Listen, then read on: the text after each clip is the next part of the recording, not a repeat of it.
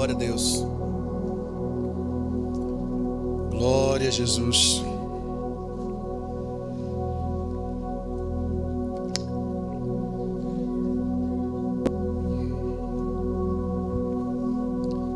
Atos, capítulo de número 20.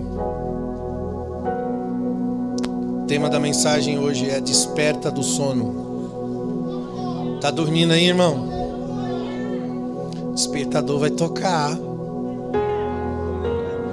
E só não gosta de despertador quem quer dormir.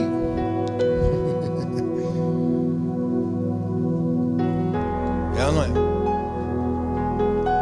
Atos 20, versículo de número 7.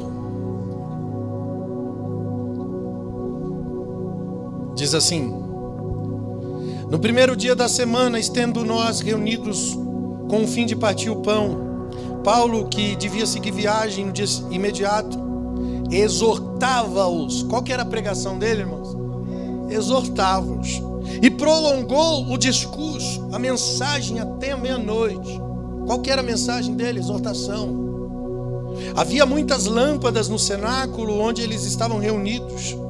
Um jovem chamado Eutico, que estava sentado numa janela, adormecendo profundamente durante o prolongado discurso da pregação de Paulo, vencido pelo sono, caiu do terceiro andar abaixo e foi levantado como morto. Descendo, porém, Paulo inclinou-se sobre ele e, abraçando, disse: não vos perturbeis, que a vida nele está. Subindo de novo, partiu o pão. O que ele fez? O que ele fez? Irmãos, você lembra daqueles discípulos no caminho de Emaús, que não reconhecia Jesus quando ele falava, quando ele caminhava com eles? E quando é que eles reconheceram Jesus? Quando partiu o pão. Então, partir o pão representa a entrega de Jesus na cruz, porque ele é o pão vivo que desceu do céu. E quem comer desse pão viverá, porque esse pão é a minha carne que eu darei pela vida do mundo. O pão, o partir do pão representa a entrega de Jesus na cruz.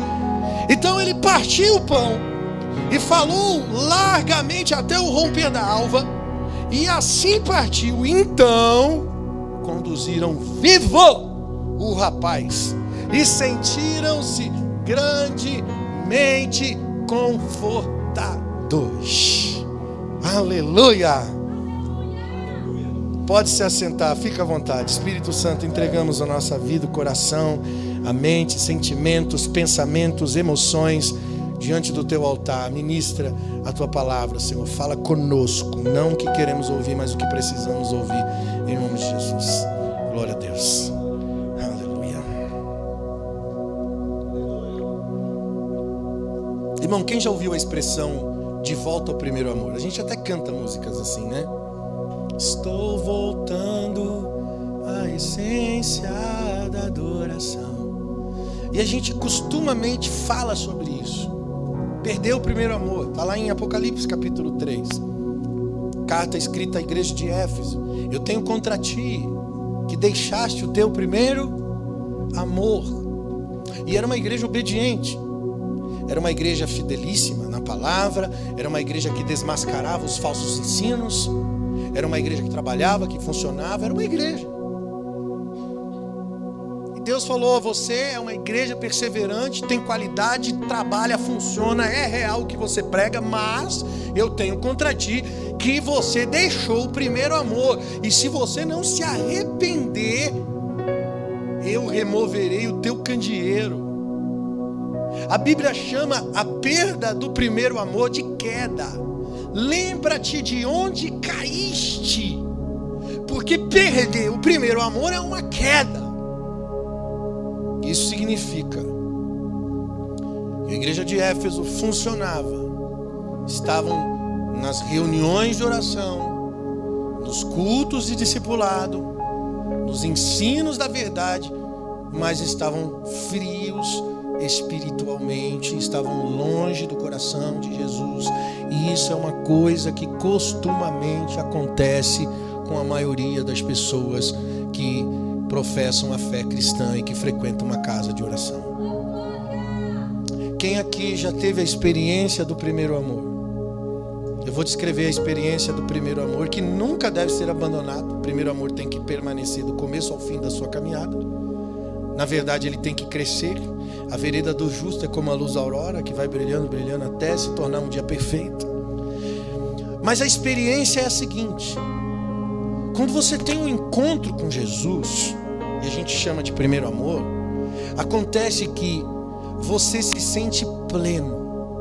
Você não precisa de massageio no seu ego. Você não precisa de elogios. Você não precisa de presentes. Você não precisa de dinheiro. Você não precisa de coisas materiais.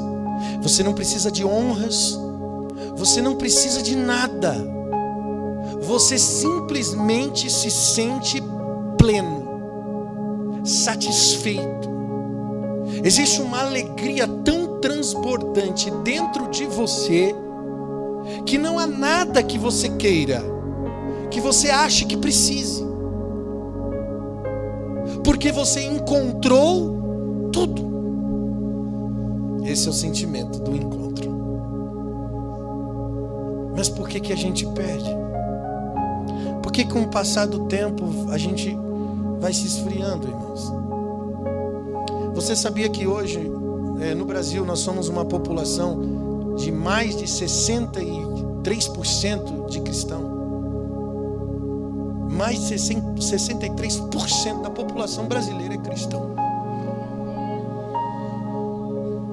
E as pesquisas apontam que para cada um cristão, um está desviado da igreja.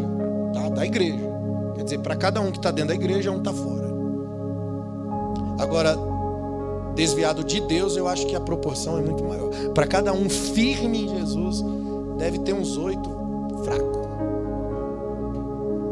Porque estar na igreja não significa que você está firme. Posso ouvir um amém? Existe um sono espiritual que muitos de nós entramos em uma dormência e não percebemos que corremos o risco de cair numa rotina. E eu falo da gente que é pastor, que prega também, que ministra também, porque sabe falar, fala, porque sabe administrar, administra, porque sabe funcionar, move a máquina como se fosse uma máquina, estando morto espiritualmente. A pior doença que existe, eu ouvi do pastor Juscelio isso. Ele falou assim que é a lepra espiritual. Porque a lepra é uma doença que quando a pessoa que tem lepra, ela não sente dor. Você pode beliscar a lepra, você pode cortar a lepra, você pode bater na onde está a lepra e não sente dor, é ficar adormecido. E quando você está nesse lugar de leproso, espiritualmente falando, significa que você está num ambiente que parece que não tem volta. Porque você não sente arrependimento porque não sente dor. Você não sente arrependimento porque não reconhece o pecado. Não se submete a uma verdade. E quantos líderes espirituais, quantos homens estão leprosos hoje? Gente que está funcionando e está fazendo tudo errado, está cometendo atos pecaminosos horríveis, e não sente remorso, não sente nenhum pingo de peso na consciência, porque é leproso. Não dói, a lepra está lá, mas não dói, então não sente a dor, não se arrepende. E nós precisamos tomar cuidado, porque o próximo passo do sono pode ser uma lepra. O sono espiritual é um enfraquecimento da sua vida com Deus. Olha o cenário, irmãos. Paulo está pregando numa igreja. Tinha um jovem chamado Eutico, que ele estava onde? Na janela. Para que serve a janela de uma casa? Para dar vista para fora. A janela de uma casa não é para quem está fora olhar para dentro. A janela de uma casa é para quem está dentro olhar para fora. Sim ou não? O culto está acontecendo, a palavra de exortação, a palavra de correção está sendo ministrada. O moço está está olhando para fora. Ele está deslumbrando o que está fora do cenáculo, não dentro do cenáculo. E a Bíblia diz que ele entra num sono profundo, ao ponto de cair da janela. E a Bíblia diz que ele foi tido como morto. Literalmente ele estava morto. Quando Paulo disse a vida nele, ele estava profetizando a ressurreição daquele moço. Pô, cara, do terceiro andar, é ruim que vai sobreviver. O sono mais problemático que existe é o sono espiritual, amado. E o que causa o sono espiritual é a desobediência à vontade de Deus, provoca sonolência espiritual na vida de uma pessoa. Ela anestesia o coração do homem. É como o veneno da vespa caçadora. A vespa caçadora, quando pica o homem, ela amortece o coração do homem, a pessoa fica meio que morta-viva. É como se fosse uma conserva. Quantos estão em uma conserva espiritual?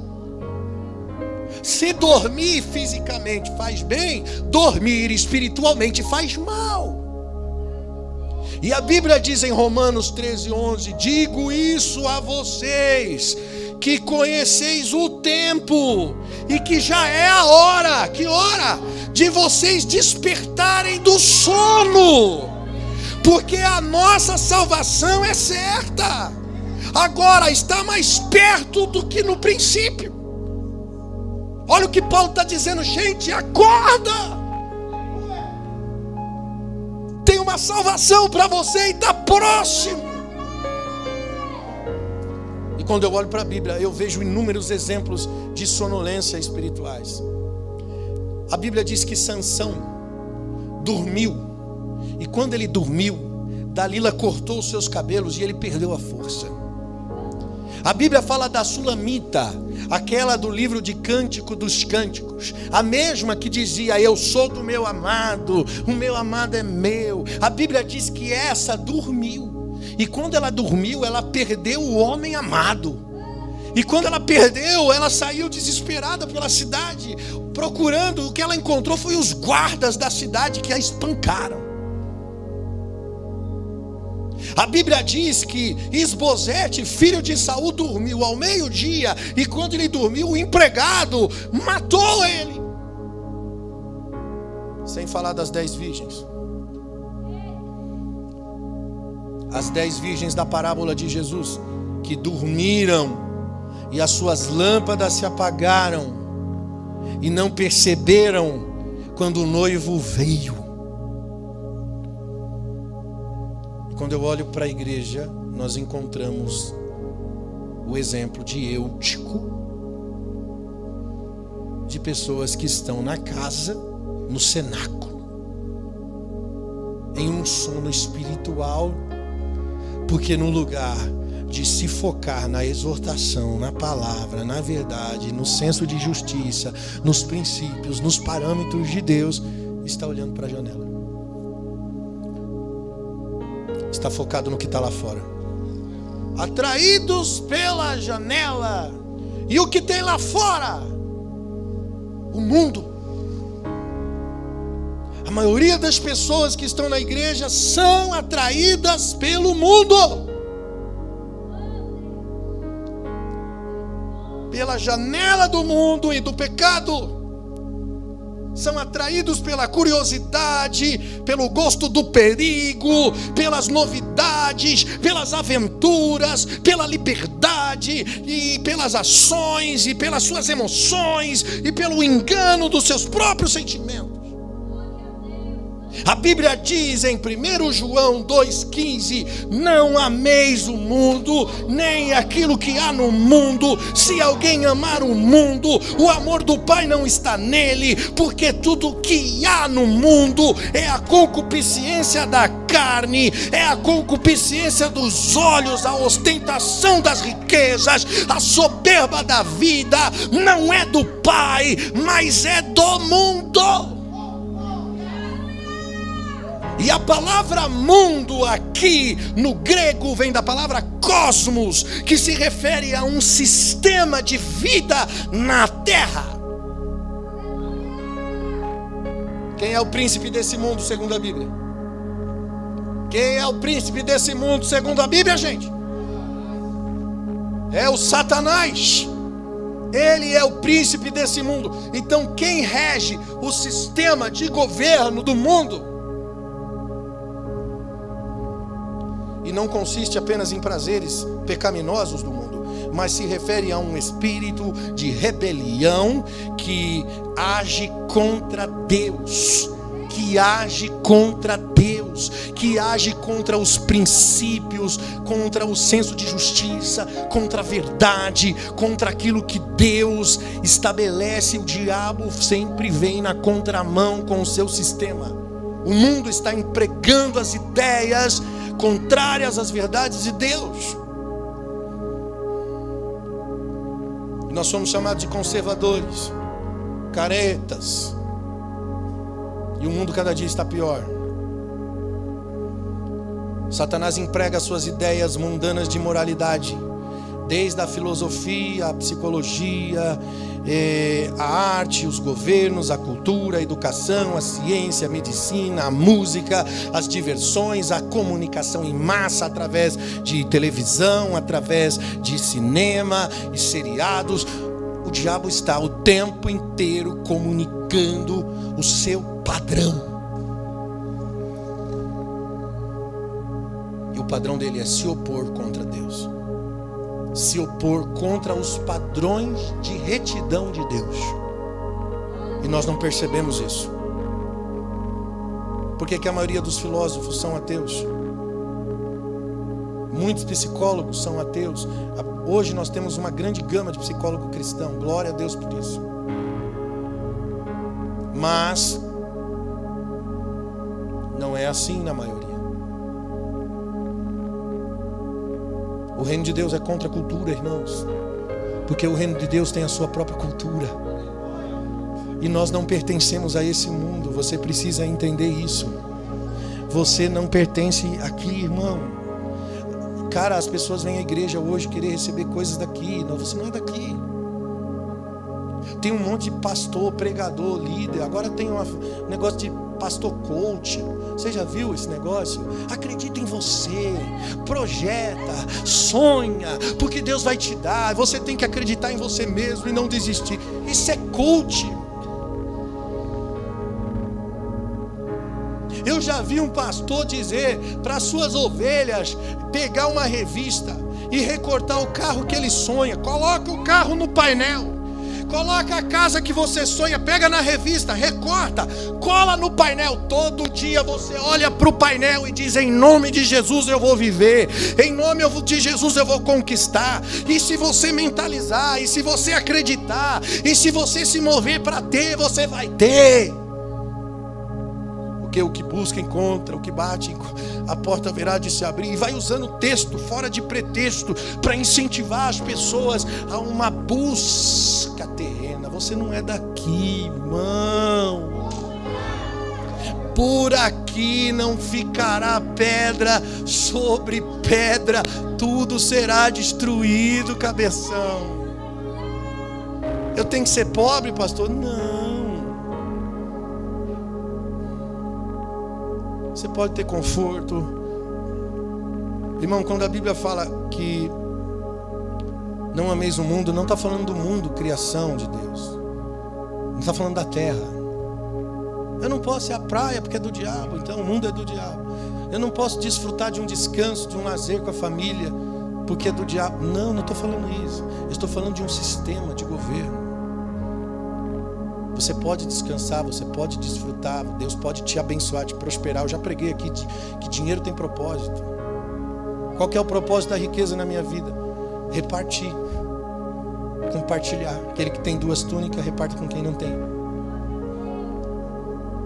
Ser generoso. Mas a partir do momento que aquilo governa você e se torna o seu mestre, o seu senhor, isso já vai te levar para um governo que não é o governo de Deus, mas é um governo do príncipe desse mundo.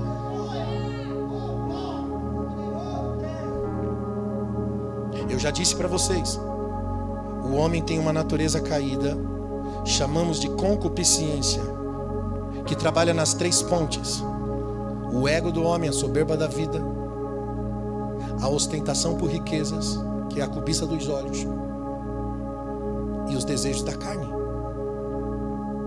E nós precisamos vencer nessas 3 barras, porque nós vivemos para alimentar essas 3 barras. Isso é conversão genuína, irmão. Ser livre de você mesmo. Bota uma coisa na sua cabeça. Hebreus 11:13. A Bíblia diz que os cristãos são forasteiros e peregrinos aqui.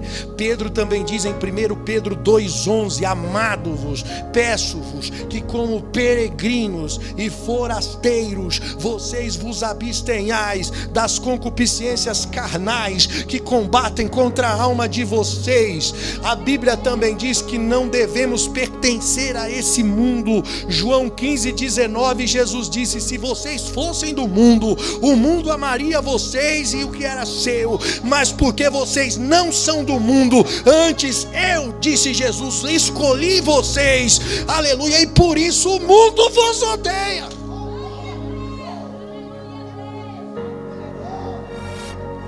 O mundo te ama, o mundo te odeia. Você é legal para o mundo, é descolado para o mundo, ou você é o chato, é o incômodo do mundo.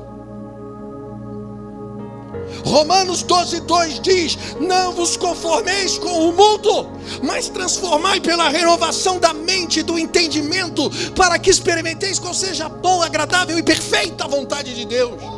E a palavra conformar aqui é tomar a forma. Não faça a mesma coisa, não seja igual. Nós não podemos amar o mundo, é isso que a Bíblia diz. A Bíblia diz que nós temos que vencer o mundo. Não vencer no mundo, mas vencer o mundo. O nosso adversário é o sistema do mundo.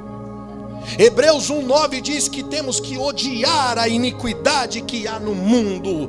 Gálatas 6:14 diz que temos que morrer para o mundo. Colossenses 1:13, Paulo diz que temos que ser libertos do mundo. Deus, escute, não proíbe o amor à terra criada, mas é ao sistema do mundo, que trabalha nos 3 aspectos.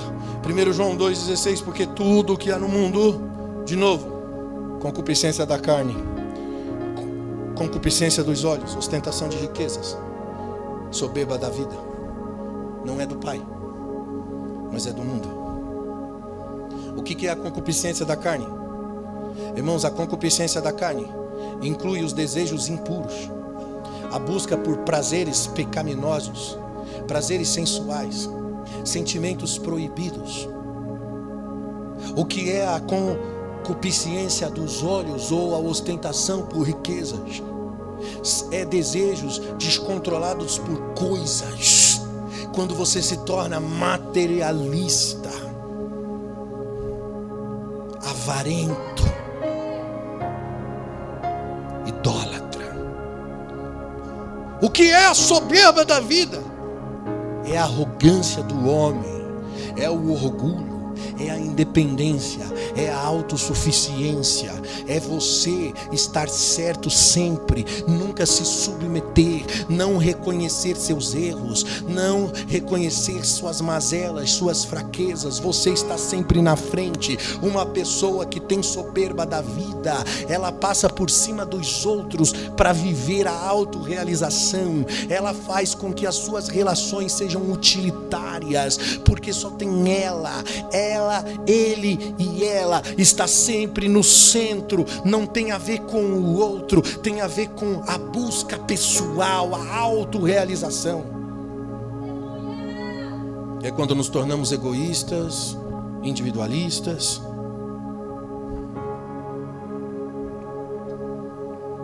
E tudo isso é originado da nossa humanidade. Gálatas 5:19. As obras da carne são manifestas. Quais? Adultério, Primeira da lista: adultério, prostituição, impureza, lascívia, idolatria, feitiçaria. O que seria idolatria se não o ego? O que seria feitiçaria se não o desejar o mal para o outro? Querer que o outro se dê mal, isso é feitiçaria. Inimizades, porfia, emulações, iras, pelejas, dissensões, brigas, heresias, invejas, homicídios, bebedices, glutonarias. Olha o que a Bíblia diz: coisa semelhante a esta, qual vos declaro, como já antes já havia dito, aqueles que cometerem tais coisas não herdarão o reino de Deus. Porque é do mundo, e o diabo usa os artefatos da nossa fraqueza. Deixa eu falar uma coisa para você, irmãos. Você não vence o diabo, você tem que vencer a você. Quando é que o diabo é vencido? Quando você é vencido. Porque o diabo não tem outra arma para lutar que não seja você. Você é a arma. Como assim? Você é a arma que o diabo usa para derrubar você mesmo. Se você é vencido, o diabo é vencido. Vou dar um exemplo. Se você é uma pessoa orgulhosa, o diabo vai usar a ofensa para te derrubar. Se você tem problema com pornografia, com sensualidade, o diabo vai usar a matéria-prima da sua fraqueza para te derrubar. Automaticamente ele está usando a sua fraqueza contra você. Então a questão não é vencer o diabo, é vencer a si mesmo. Filipenses 3,18, Paulo escreve para os irmãos da igreja uma palavra pesada. Ele diz: olha, irmãos, muitas vezes já disse. Ou seja, é uma coisa que ele fica repetindo. E agora eu vou dizer, só que chorando: vocês são inimigos da cruz. Perceba que ele está pregando para uma classe de pessoas que já eram cristãs, que já eram frequentantes das reuniões, que já deveriam estar amadurecidos. Olha só, ele diz: o fim de vocês é a perdição. O Deus de vocês é o ventre de vocês. E vocês ficarão em confusão, porque vocês só pensam em coisas da terra. Ou seja, está olhando para o mundo, para a terra, para as coisas. É escravo da concupiscência. Aí ele diz no versículo 20: a nossa pátria, a nossa cidade está no céu, de onde esperamos um Salvador, a saber, o nosso Senhor Jesus. A nossa pátria não é aqui, cara.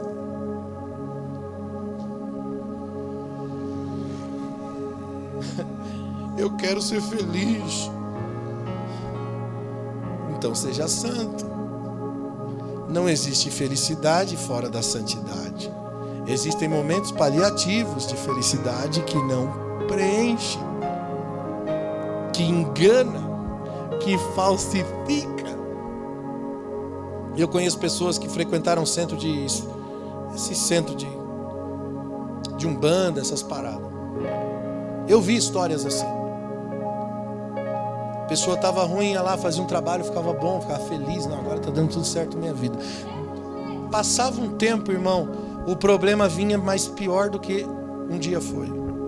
A enfermidade vinha pior do que um dia foi. Recebia a cura, mas a enfermidade voltava pior do que um dia foi. Porque é assim que o diabo trabalha, com paliativos. Dá e tira, dá e tira, dá e tira. Isso vai acabando com o seu emocional, vai acabando com a sua estrutura. Você vai vivendo fracasso em cima de fracasso. Para chegar uma hora e você não acreditar mais nada. Ele veio para roubar, matar e destruir. É o trabalho dele. Pastor, mas o diabo não é o diabo de Deus? É. Deus usa essas coisas para fortalecer a nossa fé. Nós temos que reagir. Nós temos que reagir. Entender as coisas espirituais, estar alinhado com Deus é importante. Quem dorme espiritualmente não vê nada. Fica cego para o pecado, cego para o desejo da carne, cego para a ostentação de riquezas, cego para o próprio ego, o próprio orgulho. Não consegue reconhecer o próprio erro, porque não vê.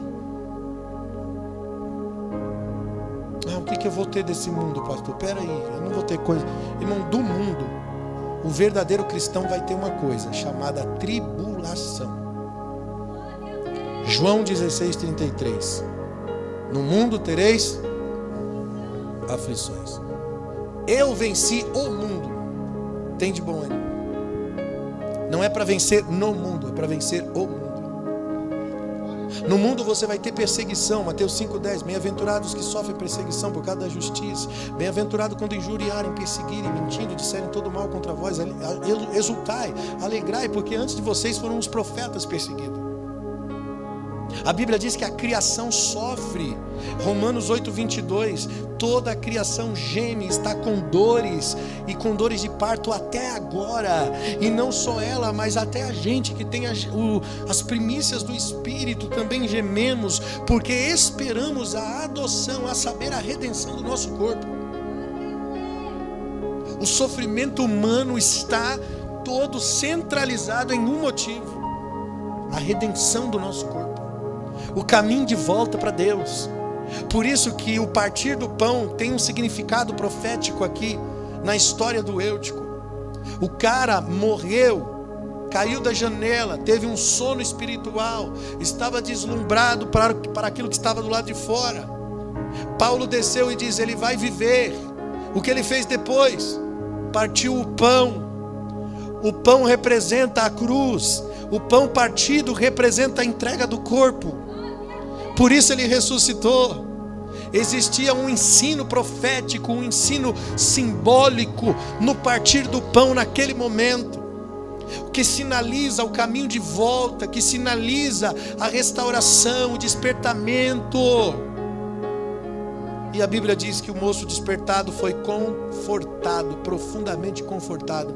Irmão, a melhor coisa que pode acontecer com uma pessoa que está vazia de Deus é se sentir confortada por Deus. O que é o conforto, senão o caminho de volta? Quando você tem um encontro com Jesus do primeiro amor, você não é confortado. Você se converte e tem uma descoberta do poder, da presença, da graça. Não existe conforto, existe uma revelação que te coloca em um ambiente espiritual. Quando você se afasta, você já conhece a presença. Quando você se afasta, você já conhece o amor, a verdade, a palavra. E é difícil de voltar, justamente por causa do conhecimento que você tem da verdade de Deus. E passa a se sentir indigno, insuficiente, porque já foi perdoado uma vez. Quando acontece do renovo, o sentimento é de conforto. Você se sente amado novamente, imerecidamente amado. Eu não mereço, Ele me ama. Ele não mereço. De novo Ele está me abraçando, de novo Ele está me perdoando, de novo Ele está me tocando, de novo Ele está estendendo as mãos para mim. E existe um profundo conforto. Que Deus faça isso aqui nessa noite. O sistema desse mundo é temporário, escute.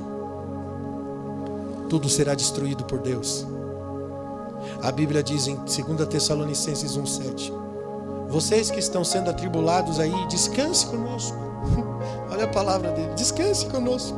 Porque quando se manifestar o Senhor Jesus desde os céus, com seus anjos, no seu poder, com labaredas de fogo, tomado da vingança contra aqueles que não conhecem a Deus, dos que não obedecem o Evangelho do nosso Senhor Jesus Cristo, os quais por castigo padecerão a eterna perdição ante a face do Senhor, quando vier para ser glorificado nos seus santos, para fazer admirável aquele em dias para aqueles que creem. Por isso também rogamos sempre por vocês, para que o nosso Deus faça de vocês dignos da vocação, para que vocês cumpram o desejo da sua bondade e a obra da fé.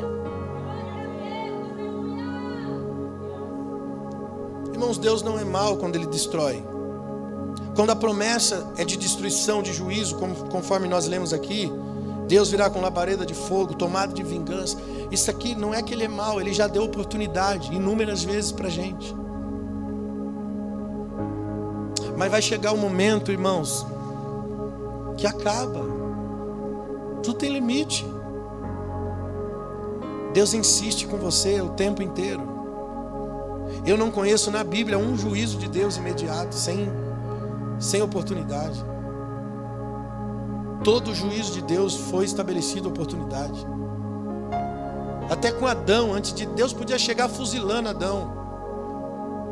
Ele sabedor de tudo, ele já sabia o que Adão tinha feito. Ele chega conversando: o que está acontecendo, Adão? Explica para mim. Conta aí. Por que você está nu? Deus sabia. Sabia ou não sabia? Mas Ele dá oportunidade para que você possa dizer: Senhor, eu sou um pecador miserável. Estou errado. Ele sempre dá oportunidade. Esse é o amor de Jesus por nós, cara. Por isso, Paulo está dizendo: irmãos, eu rogo por vocês para que vocês façam-se digno da vocação. Ou seja, ele está dizendo para que vocês cumpram o desejo da sua bondade, a obra da fé. Irmão, é os mandamentos, os ensinamentos, os princípios, os padrões de retidão de Deus. 1 Coríntios 7,31, Paulo diz: os que usam desse mundo, os que abusam desse mundo, e novamente, mundo aqui é o sistema. A Bíblia diz: a sua aparência passa. Vai passar. Você pode fazer sexo à vontade lá fora, a sua aparência passa. Vai vir o sofrimento. Você pode mentir à vontade, se dar bem com a sua mentira, a sua aparência vai passar. Vai vir o sofrimento. Você pode enganar à vontade lá fora, vai se dar bem, a sua aparência vai passar. Vai vir o sofrimento. Cara, o diabo engana a gente. Ele usa a sua fraqueza para destruir você. Existe uma janela atraindo pessoas para fora. Você está aqui, mas às vezes seu coração não está aqui, está lá fora. O limite entre a graça e o mundo é a janela. Você está num ambiente de glória, de palavra, de revelação. E muitas pessoas estão aqui contando os minutos para ir embora, porque veio obrigado, porque tem que vir, tem que acompanhar a esposa quer ir na igreja, tem que ir. Pegou na veia. O coração está longe, está batendo cartão. Deus não tem funcionário, irmãos. Ele não quer te dar uma carteira profissional. Ele quer te dar um CPF, uma identidade. É diferente. Você entende? Por isso, irmãos, quantas pessoas não saem de dentro, mas os seus olhos estão lá fora. E um dos propósitos de Deus com a lei, com a verdade da sua palavra, é regular o relacionamento do homem com Deus e regular o relacionamento do homem com o próximo. Por isso que os 10 mandamentos da Bíblia falam dos relacionamentos com Deus e com o próximo. Os 4 primeiros falam de relacionamento com Deus. O primeiro, amar Deus sobre todas as coisas. O segundo, não tomar o nome do Senhor em vão. O terceiro, guardar os domingos e festas, que representa ter dia para cultuar, ter tempo para adorar. O 4º mandamento, honrar pai e mãe. Por quê? Que esse mandamento fala de relacionamento com Deus? Porque o pai e a mãe foi que nos gerou. O princípio de submissão a uma paternidade e uma maternidade fala de honrar a Deus. Se o pai e a mãe te gerou, se o pai e a mãe te deu vida, isso fala de Deus, o Criador que criou todas as coisas. Quando alguém honra, por isso que a Bíblia diz: se você não honra pai e mãe, você não viverá por muito tempo na terra, porque desonrar pai e mãe é desonrar Deus.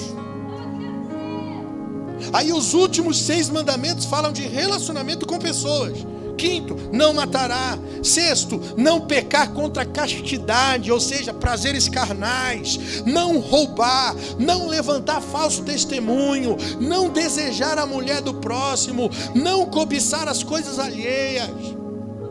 São coisas que fazemos, que machucamos, ferimos outras pessoas. Os 10 mandamentos se resumem a relacionamento com Deus e relacionamento com o homem. Por isso que Jesus, ele fala de 2 mandamentos que resumem toda a lei. Mateus 22:37, ele diz assim: amarás o Senhor teu Deus de todo o teu coração, de toda a tua alma, de todo o teu entendimento, com todas as suas forças. Esse é o primeiro mandamento. O segundo, semelhante ao primeiro, disse Cristo: pois vem dele, amarás o teu próximo como a ti mesmo. Não há outro mandamento maior do que estes, pois desses 2 mandamentos dependem toda a lei e os profetas. Porque se eu amo a Deus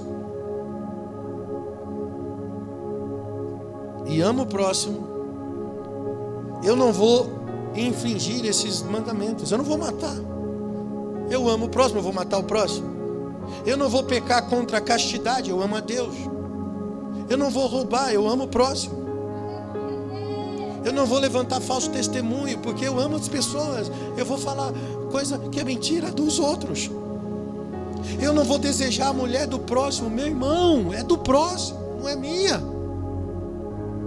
Eu amo o meu próximo. Quem está estabelecido nesses 2 mandamentos está cumprindo a lei de Deus. E nós nos perdemos aqui, irmãos. Por isso que muita gente está na janela, está olhando para fora, porque está perdido nos mandamentos de Deus. Se nós não amarmos a Deus como deveria ser, nós vamos dividir esse amor com o mundo. E Deus não divide a glória dele com ninguém. Qual que é a glória de Deus? Você sabe?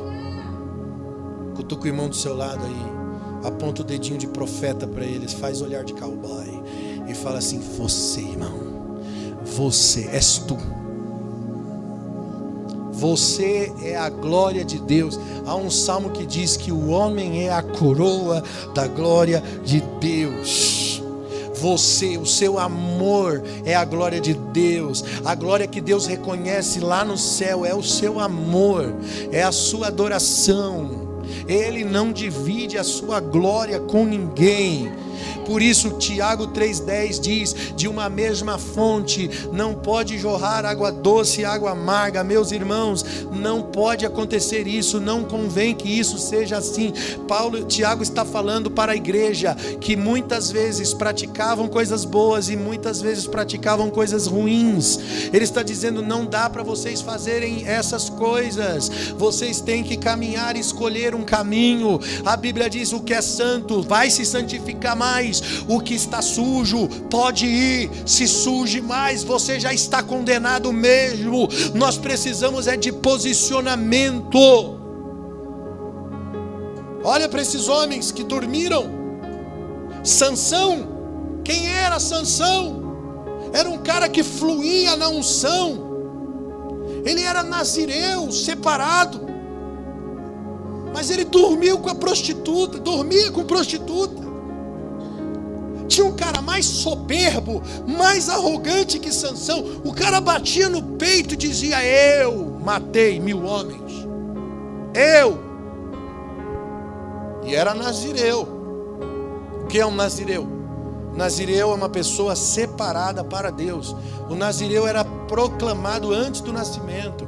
O nazireu, ele tinha uma criação específica. Ele tinha que se alimentar de coisas específicas. Não podia beber vinho, não podia cortar o cabelo. Ele tinha que viver uma vida separada para Deus. Esse cara era nazireu. E ele fluía na unção. Havia uma força descomunal em Sansão. E a Bíblia diz que estava nos seus cabelos, que não podia ser cortado, porque ele era nazireu. Mas eu olho esse Sansão em uma janela. Ele estava desfocado da verdade. A Bíblia diz que ele dormiu, e Dalila cortou o seu cabelo, e ele perdeu a força. Eu vou dizer uma coisa para você, escute. Qualquer um que estiver na janela, Deus vai parar. Você está ouvindo? Qualquer um que estiver na janela, Deus vai parar. Mical, esposa de Davi, estava na janela enquanto Davi adorava. E o que ela fazia na janela? Ela criticava a adoração de Davi. E a Bíblia diz em 2 Samuel 6:23, Mical, filha de Saul, não teve filhos até o dia da sua morte. Por que ela criticava a adoração de Davi? Porque ela estava focada nas coisas de fora e não nas coisas espirituais. As coisas espirituais são loucura para aquele que perece. Eles não entendem, não compreendem.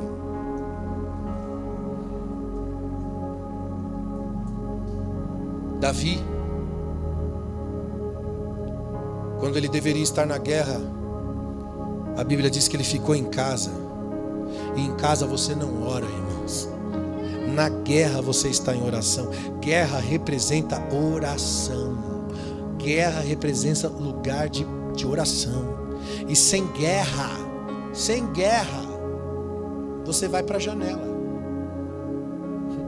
Davi vai para a janela e vê da sua janela uma moça bonita tomando banho, casada. E ele toma para si. E é impressionante como alguém tão apaixonado como Davi, um adorador tão apaixonado como Davi, se tornou uma pessoa tão displicente.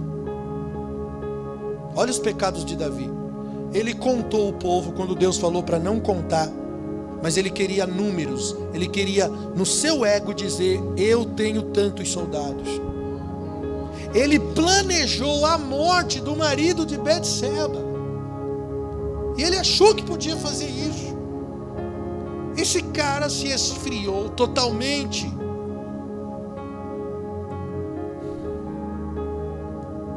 E às vezes as pessoas estão na janela e acham que está servindo a Deus. Mas eu vou dizer, quem serve na janela serve a si mesmo. E infelizmente não enxerga que está servindo a si mesmo. 2 Coríntios 11:3 diz: temo, Paulo está dizendo, eu temo, que assim como a serpente enganou a Eva com astúcia, vocês também de alguma sorte serão corrompidos. Sejam corrompidos sentidos, e vocês se apartem da simplicidade que há em Cristo. Nós podemos nos enganar totalmente. Eu repito, irmãos, você precisa vencer a você mesmo. Você precisa derrotar o seu eu, a sua carne, as suas concupiscências. Isso é um sono espiritual.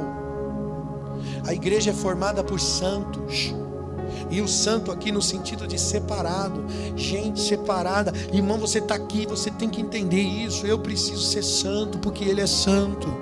Eu não posso vir para a igreja, eu vou para a igreja fazer minha parte. Eu vou para o culto todo domingo. A minha pergunta é: você é santo? Você anda em santidade? Você tem zelo de Deus? Você tem zelo na sua caminhada com Deus, na fé? Sede santo, porque Ele é santo.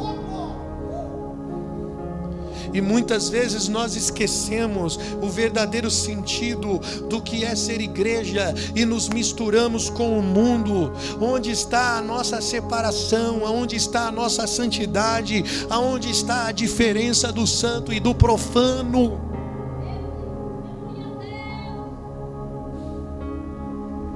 A igreja primitiva crescia porque era caracterizada pela separação do mundo, pela diferença dos incrédulos. Quando eu coloco perguntinha lá no Instagram, sempre tem uma pessoa que me pergunta: pode ouvir música secular? É pecado? Eu não posso dizer que é pecado, mas eu posso dizer, cara, você se alimenta daquilo que você é. Se você está cheio de Deus, você não vai querer ouvir coisas seculares. A palavra secular já fala. Não tem nada a ver com o separado. Não tem nada a ver com aquilo que é separado, com aquilo que é santo, com aquilo que pertence a Deus. É secular.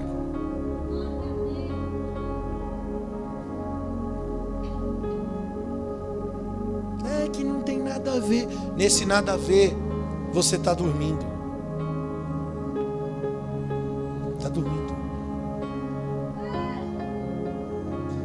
Nós não podemos nos esquecer que somos filhos de Deus. Aleluia. Irmãos, há quem pense que a gente não deve se misturar. Tem gente que fala assim: não, pastor, eu tenho que ir para o mundão lá e fazer a diferença. Eu tenho que estar lá no meio. E uma coisa é você ser luz nas trevas. Outra coisa é você fazer as mesmas coisas, achando que vai ganhar as pessoas para Cristo. Essa filosofia é diabólica. Nós não vamos ganhar as pessoas do mundo nos tornando parecidas com elas. Eu não preciso me tornar parecido com o mundo para ganhar o mundo. Escute.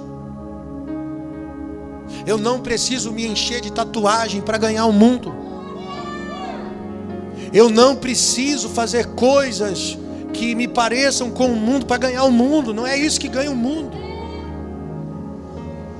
Tinha um tempo na igreja que ela falou: vamos fazer a balada gospel, vamos fazer o culto para os jovens com eletrônico, vamos fazer. Irmão, são estratégias.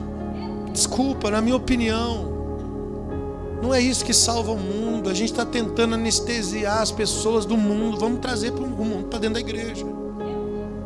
Mas nós não vamos falar palavrão, a gente vai glorificar Jesus. Precisa disso. Precisa dessa nostalgia. Por que a gente quer se parecer? A gente quer a semelhança. Nós não precisamos disso. A gente tem a nossa identidade, cara. E eu não estou falando de crente, não. Estou falando de identidade espiritual, de uma revelação em Deus, de uma vida em Deus. Seja a luz do mundo, seja o sal da terra. Nós não podemos nos esquecer que nós somos filhos de Deus. O filho se parece com o pai. O filho faz o que o pai faz. Ele faz o que vê o pai fazendo. Nós não podemos fazer as mesmas coisas. Não podemos falar as mesmas coisas. Palavras, vestes, caráter. Tem que ser diferente. Tem que ser diferente. Não estou falando de usos e costumes, não, irmão. Não estou falando, você pode usar uma calça. Tem saia que é pior que calça. Eu estou falando da sua integridade. A roupa muitas vezes denuncia o que está dentro do seu coração, a vaidade que está dentro de você. Uma mulher, para ser bonita, não precisa ser sensual, não precisa ser atraente. Pode ser simplesmente linda, bela, bem arrumada. Eu me perdi nesse tipo de vaidade já na minha vida, irmãos. Já era crente. Eu comecei a fazer academia porque eu me sentia cansado. Aí comecei a ficar bombadinho. Foi a brecha para o diabo. Comecei a ganhar elogio. Comecei a gostar. foi uma ponte. Foi a porta que precisava. Para as coisas desandarem na minha história, na minha vida. Hoje eu estou com quase 40 anos de idade. Eu já passei por alguns momentos difíceis. Vivi consequências tristes, difíceis na minha vida. E me arrependo de todos os meus erros. E como eu fiz pessoas sofrerem por causa da arrogância e da vaidade.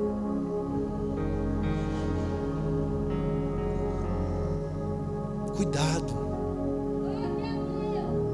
A palavra para você nessa noite é desperta. Desperta. É bom cuidar da saúde, vai fazer sua academia. Mas cuidado. Cuidado, não se perca. Tenha um senso, tenha um equilíbrio. Esse equilíbrio está em Jesus. É Ele que tem que conduzir o teu coração. É Ele que tem que alinhar a tua vida para que você se pareça com Ele. Não tem melhor pessoa do que você se parecer com Jesus, irmão. Tem coisa mais bela, mais romântica, mais linda, mais fantástica do que Jesus. Ele é o modelo. Aleluia. Ele é o nosso exemplo. Voltemos ao coração de Deus. Precisamos sair desse lugar letárgico que nos impede de crescer. Cada dia que passa, há menos luz em você, há menos vida em você. E a palavra de Deus é: cresça na graça, cresça no conhecimento do nosso Senhor Jesus. O texto diz que o jovem foi vencido pelo sono, caiu do terceiro andar e morreu. Irmãos, os que estão em sono espiritual precisam acordar e precisam ser despertados. Agora, como é que Deus faz isso? Qual é a forma de Deus despertar você? Pode ser com essa mensagem aqui, com essa pregação? Pode. Pode ser que é agora e é nessa noite? Não. Talvez essa mensagem é uma semente. E como é que Deus vai despertar você? Ele vai matar você, para depois ressuscitar você. O menino morreu, foi ressuscitado e foi confortado e ficou firme. Deus vai te matar. Deixa eu dizer uma coisa para você que está dormindo espiritualmente. Deus vai matar você, irmão. Para quê? Para ressuscitar depois. João 12, 24. Na verdade vos digo que se o grão de trigo não cair na terra e não morrer, ele vai ficar sozinho. Mas se morrer, vai dar fruto. Vai dar fruto. Irmãos, ninguém é perfeito. Se não viver no domínio do Espírito, sozinho você não presta. Eu sem Jesus não presto. Eu não tenho nada para oferecer sem Deus na minha vida, meu irmão. Nós temos atributos naturais que não são suficientes. O homem tem atributos naturais, claro que tem, mas não é suficiente.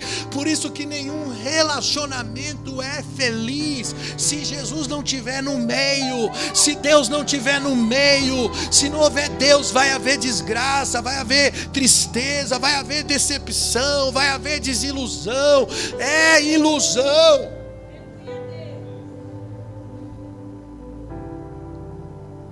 Só que viver no domínio do Espírito é um desafio. É um desafio viver uma vida no domínio do Espírito Santo. Muitas pessoas se perdem por não manter a sua vida com Deus. Deus te enche, irmãos. Deus te levanta. Mas permanecer em pé é função sua. Por isso que a Bíblia diz: aquele que está de pé, ou que pensa estar em pé, cuide para que não caia. Ele te dá o Espírito Santo, mas é você que alimenta. Por isso que a Bíblia diz: não extinguais o espírito. Não desprezai as profecias.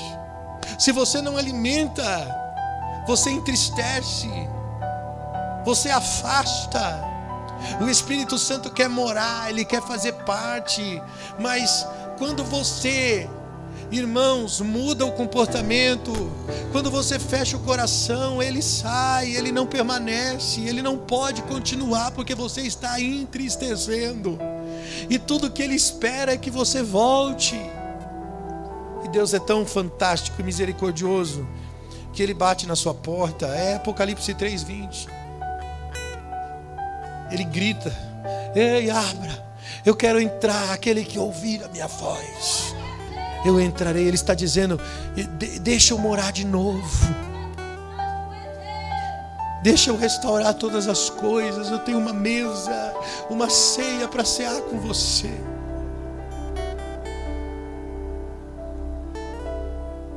Deus mata para ressuscitar, irmãos. Deus tem um meio de nos resgatar. Olha o que aconteceu com Sansão. Quando Sansão dormiu com Dalila, e Dalila cortou seu cabelo, ele perdeu a força. Depois amarraram ele, prenderam ele, furaram os 2 olhos de Sansão, escravizaram Sansão. Ele ficava rodando a moinha, humilhado. Esse cara morreu. Isso aqui foi uma morte. A morte da sua moral, a morte da sua arrogância, a morte da sua vaidade, a morte da sua reputação. Porque tem que morrer. Tudo aquilo que rouba você de Deus tem que morrer. Porque se não morrer, não dá fruto. Por isso, aguente quando Deus te tocar, irmão. Aguenta firme. Aguenta quando ele te tocar, fica firme.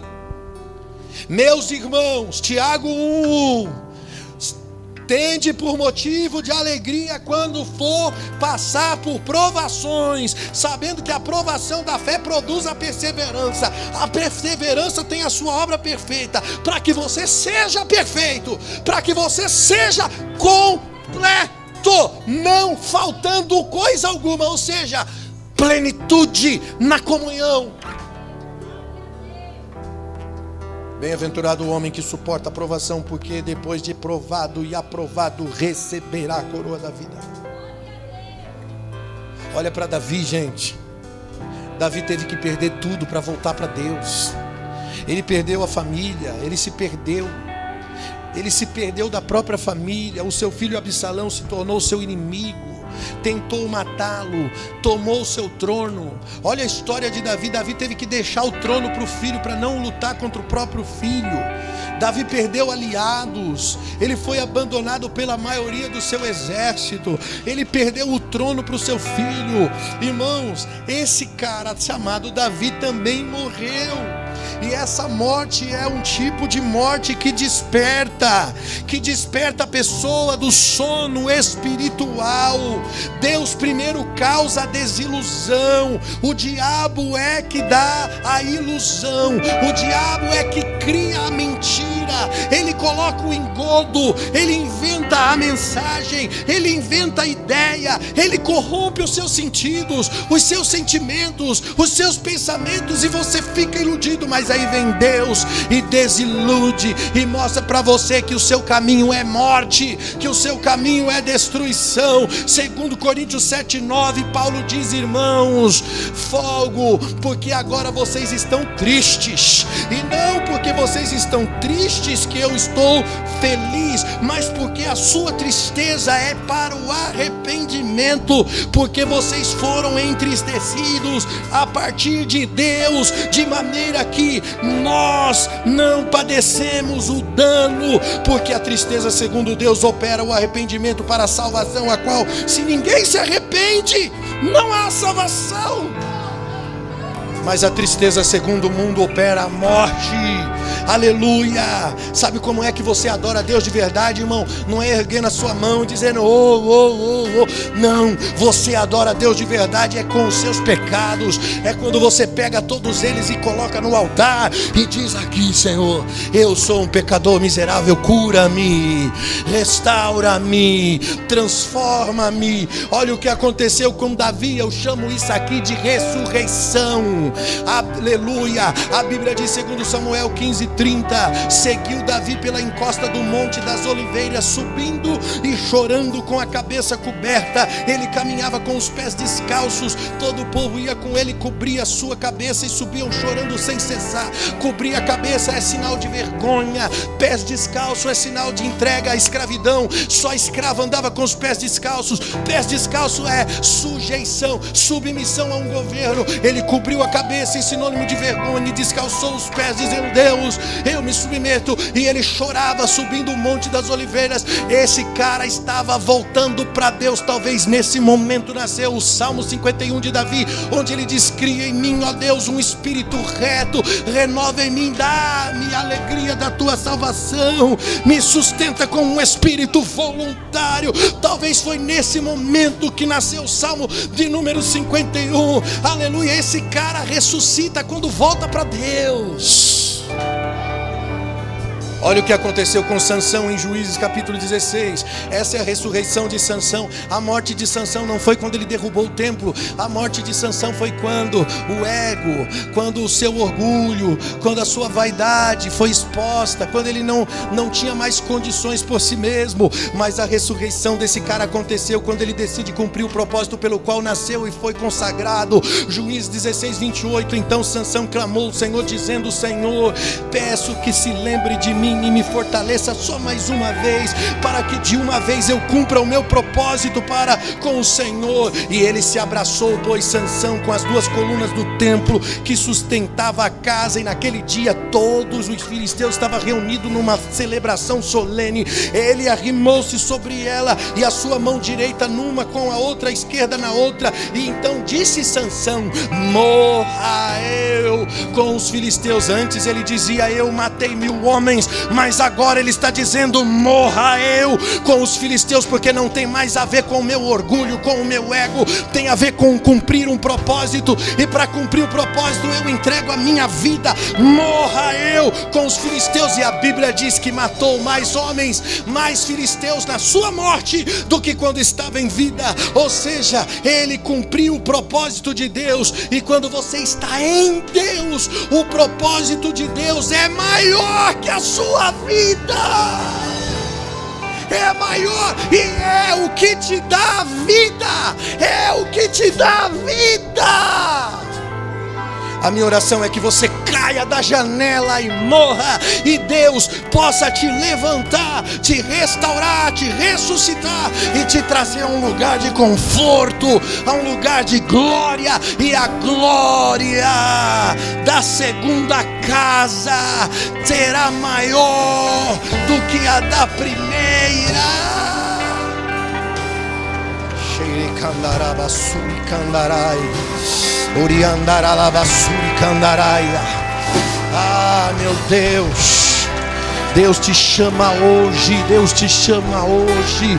Desperta do sono, Deus te chama hoje, irmãos. É uma noite para você fazer um pacto, uma aliança, para você consertar. Como eu disse, muitas pessoas talvez sairão daqui só com uma semente. Deus vai ter que fazer algumas coisas, algumas consequências têm que vir para que haja um verdadeiro arrependimento. Mas você que pode se arrepender agora, não, eu sei que não é por força, não é por violência, é pelo Espírito de Deus. Irmãos, a minha oração é que Deus te desperte do engano, que Deus te desperte do pecado, que Deus te arranque da ilusão, em nome de Jesus. Fica de pé comigo, eu quero orar por você. Alabashuri.